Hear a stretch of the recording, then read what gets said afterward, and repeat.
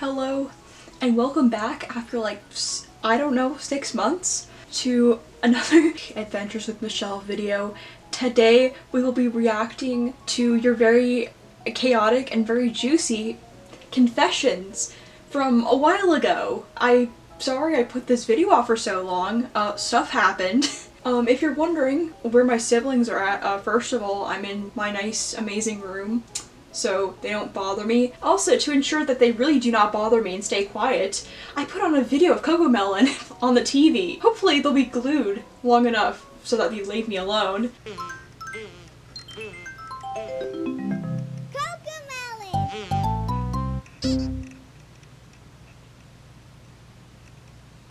Anyway, enough of that parenting hack 101. Let's get started reading your juicy confessions. So the first confession is from AG5016. She says, I accidentally rubbed the eyebrow off my 25 as a kid with a nail polish remover, and it was because I tried to draw eyeliner with a Sharpie. I still regret it to this day. This confession's very ironic considering that I'm a number 25.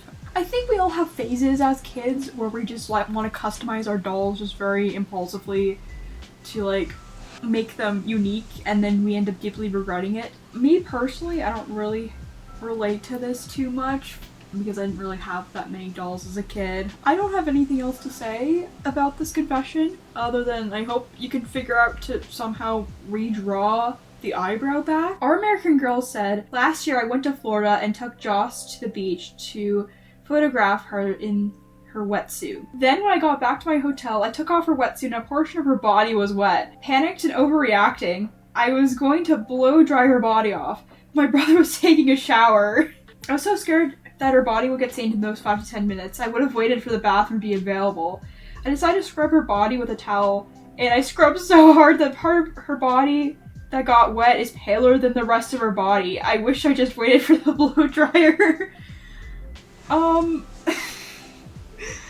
so sorry that happened to Joss. I don't know how you could scrub so hard that you could bleach a body like that. Maybe it's like, I don't know, maybe it's like chlorine, but you were at a beach, not really a pool. I could honestly see myself doing this. I know that benzoyl peroxide and other stuff like that can bleach the body, but I haven't heard of scrubbing too hard, making the body paler. I hope it's at least in a part of the body that's not noticeable. Vintage Roses 5825 says, I absolutely refuse to get Kit and don't like her doll at all because every nightmare I've had about dolls always being about her being possessed. That would traumatize me too. If I had nightmares about Kit, I would not want to get her doll. I don't know why Kit? So Carmelized B says, when I was younger and done using my dolls for the day, I would hide them in my closet because I was afraid they would come to life and kill me or something. I mean, with all the horror movies that exist about dolls getting possessed, it's kind of similar to the last comment. There's so many horror movies. Okay, so next set of confessions are from Instagram. So Illuminati Dolls says, I think the Playline princesses are better than the Swarovski dolls, not even just because they're cheaper. I like the more plain gowns and no eye glitter. I know this is kind of a hot take because people kind of like the more extravagant princesses, and I think Mattel like several months ago released a Barbie movie themed doll with Swarovski crystals on the bathing suit, and that sold out not even in 24 hours.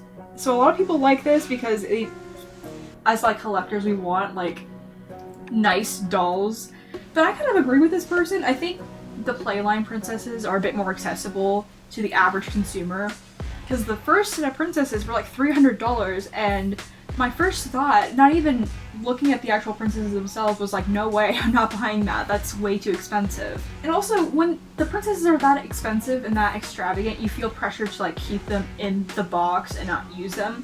And I've always been the type of doll collector that really doesn't particularly like just keeping the dolls in boxes. Egghead AG says, not that juicy, but I put mascara on my AG doll when I was little. Going back to as kids, we would always almost impulsively customize our dolls just to make them more interesting. This is another example of that. And AG Doll Life says, I kind of like Tenny.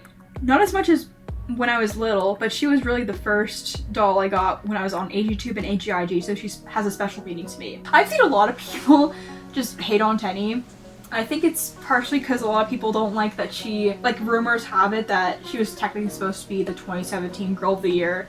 I can definitely understand people who also like Tenny. She has a really cute freckle pattern that's a lot different than other dolls. Her eye color is very unique, and I can also understand when you're really attached to a specific doll because it's reminiscent of the like first few years you've been on like agtube and agig. Anyway, thank you so much for watching. I really hope you enjoyed this video and these juicy confessions, and have an amazing day.